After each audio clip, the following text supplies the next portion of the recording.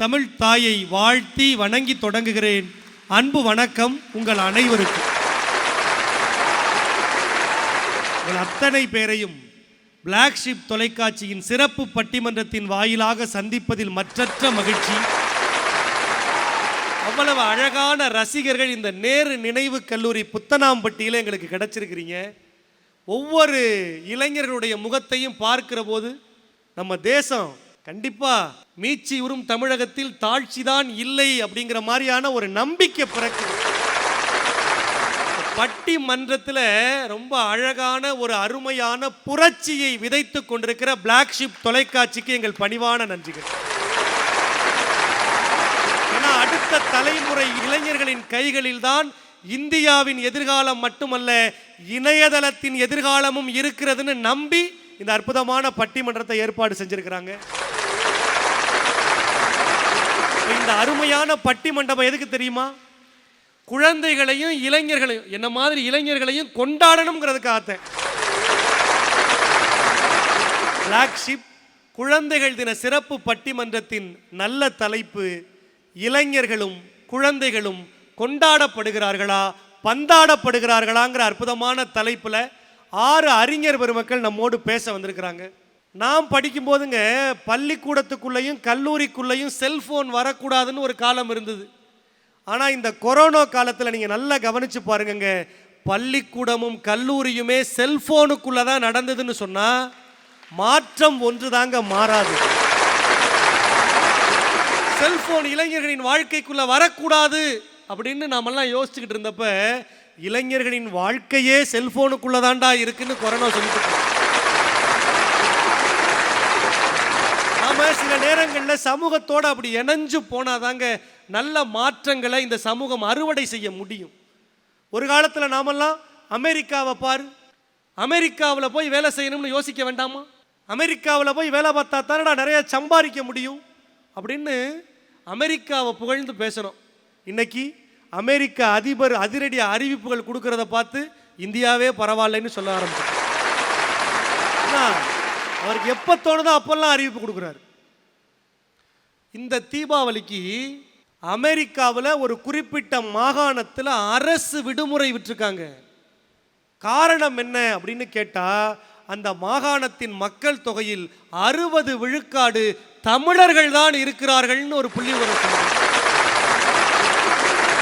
Microsoft நிறுவனத்தை அமெரிக்காவில் நடத்துறீங்களே, இந்திய இளைஞர்கள் தானே பூரா வேலை செய்கிறேன், இந்திய அரசாங்கம் எங்கள் இளைஞர்களை திருப்பி கொடு அப்படின்னு ஒரு நோட்டீஸ் விட்டா உங்கள் கம்பெனியை மூடிட்டு தானே போவீங்க அப்படின்னு மைக்ரோசாஃப்ட் உரிமையாளர்கிட்ட கேட்டபோது கொஞ்சம் கூட யோசிக்காமல் பதில் சொன்னாருங்க.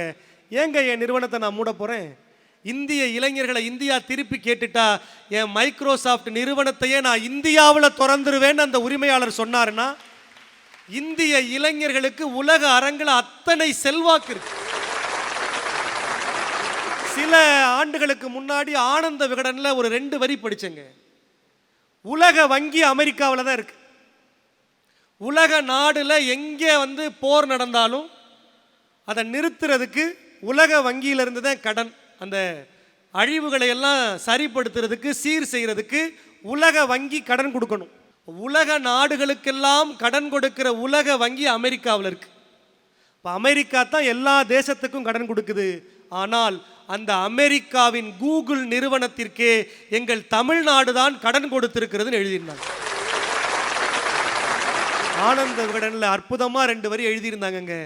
உலக நாடுகளுக்கெல்லாம் அமெரிக்கா பிச்சை கொடுக்கிறது, ஆனால் அந்த அமெரிக்காவின் கூகுள் நிறுவனத்திற்கே தமிழ்நாடு தான் சுந்தர் பிச்சையை கொடுத்ததுன்னு எழுதியிருந்தாங்க.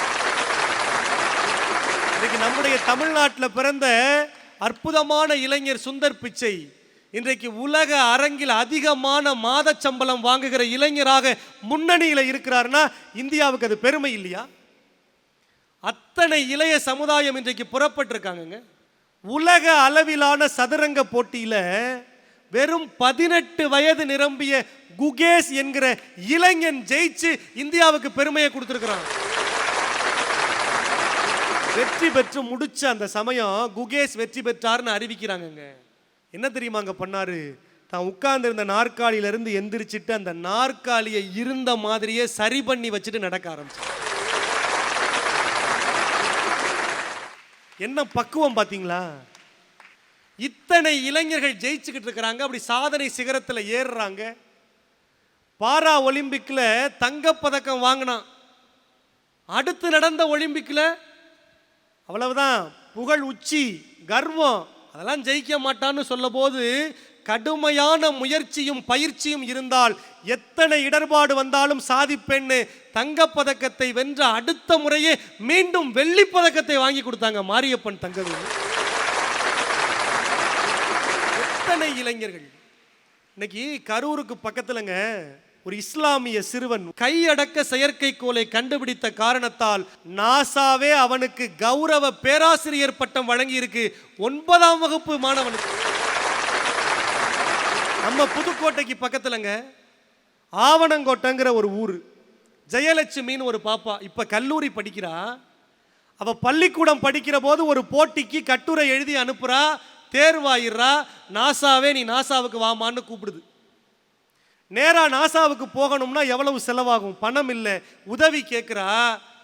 பேரழிவு வருகிற போது மட்டுமல்ல, தடுப்பூசி போடுவதற்கு பிள்ளைகள் கடினப்படுகிற போது மட்டுமல்ல, சாதனை இளைஞர்கள் சாதனை சிகரத்தில் ஏறுவதற்கும் நாங்கள் கொடுத்து உதவுவோம் என்கிற வள்ளல் குணம் நிறைந்த மக்கள் நம் தமிழ் தேசத்துல தாங்க அதிகமாக இருந்தாங்க. கொடுத்து கொடுத்து உதவுனாங்க. நாசா போற அளவுக்கு பணம் சேர்ந்துருச்சு, ஆனா இன்னும் நண்பர்கள் அனுப்பிக்கிட்டே இருக்கீங்க. அந்த பணத்தை எல்லாம் என்னம்மா செய்ய போறேன்னு பத்திரிகையாளர் கேட்டாரு. கொஞ்சம் கூட யோசிக்காம சொன்னா, என் கிராமத்துல நூற்றுக்கணக்கான பெண் பிள்ளைகள், என் வயது ஒத்த பெண் பிள்ளைகள் இருக்கிறோம். ஆனா நாங்க கழிவறை போகணும், உடல் கழிக்க போகணும்னா இருட்டினதுக்கு அப்புறம் தான் போவோம். திரும்ப சூரியன் வர்றதுக்கு முன்னாடி கம்மாக்கரைக்கு போவோம். எங்க கிராமத்துல நிறைய பேர் வீட்டில் கழிப்பறையே இல்லை. எனக்கு கொடுக்கப்பட்டிருக்கிற இந்த பணத்தை பயன்படுத்தி கழிப்பறை இல்லாத என் வயதொத்த வீட்டு பெண்களுக்கு கழிப்பறையை கட்டி கொடுப்பேன்னு ஒரு சின்ன பொண்ணு சொன்னால. இந்த பக்குவமும் பண்பும் இன்றைக்கு இருக்கிற இளைய பிள்ளைகளின் இதயங்களில் இருக்கிறது. அந்த இளைஞர்களை, சின்ன குழந்தை 9ஆம் வகுப்பு படிக்கிற பையன், ஒரு 2ஆம் கிளாஸ் படிக்கிற பாப்பா, தான் உண்டியல்ல சேர்த்து வச்ச காசை வெள்ளத்தில் பாதிக்கப்பட்டவங்களுக்கு அனுப்புங்கன்னு கொண்டு வந்து கொடுக்குறான். இந்த குழந்தைகளும் இந்த இளைஞர்களும் இந்த தேசத்தை பெருமைப்படுத்துவதற்காக, மேலே மேலே மேலே இந்த தேசத்தின் புகழை கொண்டு சேர்ப்பதற்காக ஏராளமான பணிகளை செய்கிறாங்க. ஆனால் இந்த தேசம், இந்த சமூகம் அந்த இளைஞர்களையும் அந்த குழந்தைகளையும் நல்ல இளைஞர்களாக இருக்காங்களே அப்படின்னு கொண்டாடி அவங்களுக்கு கொடுக்க வேண்டிய சலுகைகளை கொடுத்து, ஊக்கத்தை கொடுத்து, உற்சாகத்தை கொடுத்து, இன்னும் இன்னும் சாதிப்பதற்கு அவங்கள அடுத்த படிநிலையில் ஏற்றி விட்டு அழகு பார்க்கிற ஏணிகளாக இருக்கிறாங்களா? போதும் போதும், நீ செஞ்சு கிழிச்சதெல்லாம் போதும், நீ யாருன்னு எங்களுக்கு தெரியாதா அப்படின்னு சொல்லி இளைஞர்களுக்கு முற்றுப்புள்ளி வைக்கிற, முட்டுக்கட்டை போடுகிற வேலையை இந்த சமூகம் செய்கிறதா அப்படிங்கிற கேள்வியைத்தான் இந்த பட்டிமன்றத்தில் இன்றைக்கு நாம் விவாதிக்க இருக்கிறோம்.